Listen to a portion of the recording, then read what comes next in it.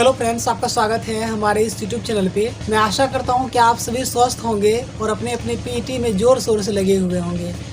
और जिन लोगों का 11 जनवरी को पीईटी होना है उनके लिए मेरी ओर से अग्रिम शुभकामनाएं। आप लोग अपना बेस्ट करने का प्रयास करें।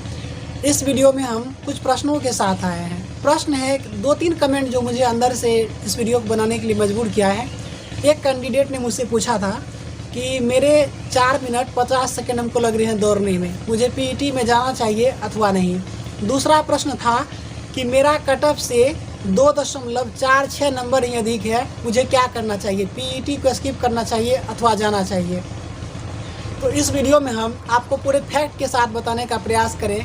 अगर आप में कुछ समय देते हैं तो मुझे लगता है कि मैं जो चीज़ आप लोगों को समझाने का प्रयास कर रहा हूँ निश्चित तौर पे मुझे अपने उद्देश्य में सफलता मिल जाएगी। और वीडियो में आगे बढ़ने से पहले मैं कुछ पंक्तियाँ आप सभी पीईटी के कैंडिडेट को डेडिकेट करना चाहूँगा। पंक्ति कुछ इस प्रकार से है कि जब भी हिम्मत हारे साथी आंख बंद कर सोचा कर, जब भी हिम्मत हारे साथी आंख बंद कर सोचा कर, जिनसे अब तलक ना मिला सपनों में उन तक पहुंचा कर, तेरी यह कोशिश ना जाने तुझे किस ओर ले जाएगी, तेरी यह कोशिश ना जाने किस ओर ले जाएगी। तुम मंजिल तक जाओगे या मंजिल तुम तक आएगी, तुम मंजिल तक जाओगे या मंजिल तुम तक आएगी। एक प्रश्न है ये कि मेरा 4 मिनट 50 सेकंड आ रहा है, मुझे पीईटी के लिए जाना चाहिए अथवा नहीं।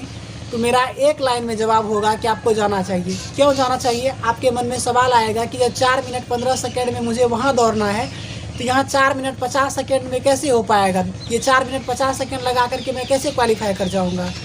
तो पीईटी का जो ग्राउंड होता है वहाँ का मन स्थिति और आप बाहर की दुनिया में जहाँ पे आप प्रैक्टिस कर रहे होते हैं यहाँ की मन स्थिति दोनों अलग अलग है, दोनों में अंतर होता है। यहाँ पे आपका भाग्य निर्धारण नहीं होता है। वहाँ पे ग्राउंड पे जाने के बाद आपके सामने जो लड़के हैं वो लड़के नहीं दिखाई देंगे, वो आपके सामने एक ऐसे प्रतिद्वंदी नज़र आएंगे जो आपके एक सीट को कब्जा करने के लिए वहाँ पे दौड़ रहे हैं। इस प्रकार का मतलब कि अपना मानसिकता बनाए रखें कि सामने वाला जो लड़का है वो आपके एक सीट को जब्त करने के लिए जा रहा है। आपको उस सीट को पकड़ना नहीं है बल्कि उसे छीन लेना है। तो ऐसा कुछ मोटिवेशन लेके चलें। और एक ग्राउंड पे जब भी आप उतरें तो आप अपने माइंड को एक अलार्म सेट करके जाएं कि आप जो जा रहे हैं पीईटी के लिए नहीं जा रहे हैं, आप जा रहे हैं अपने ज्वाइनिंग लेटर लाने के लिए। तो कुछ इस प्रकार से आप पॉजिटिव चीज़ें सोचें और एक जब वहाँ पे आप पीईटी देने के लिए जाएं, बहुत कुछ आपको मोटिवेशन दे सकती है। बाहरी दुनिया आपको बहुत ज़्यादा मोटिवेशन नहीं दे सकती जब तक आप अपने आप में अपने साथ रहना नहीं सीखेंगे। आपके अंदर क्या खूबियाँ हैं और क्या खामियाँ हैं वो आपको पता है।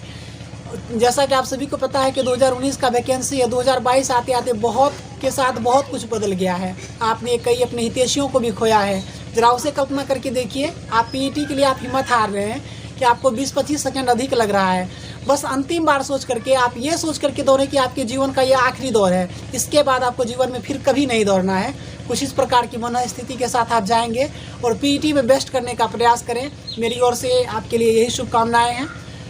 तो मैं आशा करता हूँ आपको इस प्रश्न का जवाब मिल गया होगा कि मुझे 4 मिनट 50 सेकंड लग रहा है, मुझे जाना चाहिए अथवा नहीं।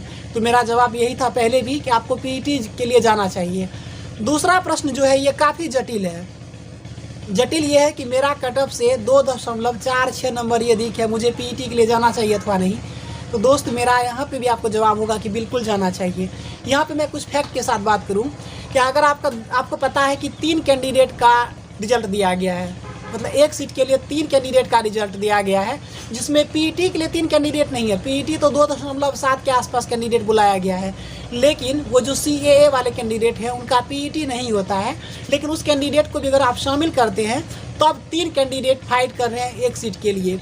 अब मुझे ये बताइए, क्या ज़रूरी है कि 3 कैंडिडेट को अगर एक साथ एग्जाम दिलाया जाए तो सभी कैंडिडेट एक बराबर नंबर ही लाएंगे? तो नहीं हो सकता है। कुछ कैंडिडेट अगर 80-82 लाए हैं, कुछ कैंडिडेट जो कि 55-56 नंबर ला करके ही क्वालिफाई किए हैं, तो आप कैसे कह सकते हैं कि जो 80 वाले हैं उनका होगा और 55-56 वाले का नहीं होगा? आप ये मान के चलें, मान के क्या चलें, हम आपको फैक्ट के साथ बता देते हैं। अगर एनटीपीसी रिसेंटली एग्जाम हुआ है, एनटीपीसी वाले जितने कैंडिडेट हैं, मैंने शुरू से ही बताया और आज भी इस बात का समर्थन कर रहा हूँ कि एनटीपीसी जिन्होंने भी दिया है उन्होंने अच्छा खासा स्कोर किया है।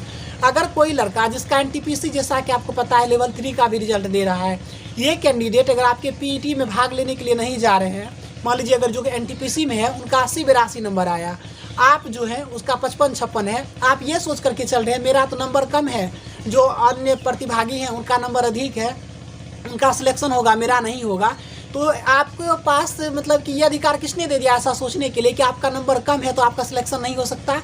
अगर वो कैंडिडेट जिनका 80-82 है वो अगर इस प्रतिभाग मतलब इस रनिंग में अगर वो भाग ही नहीं ले तो बताइए कौन अपने आप को कुल्हाड़ी मार रहा है? आप खुद अपना दुश्मन बन जाएंगे ना। तो इसलिए हम कह रहे हैं आपको पीटी देना चाहिए।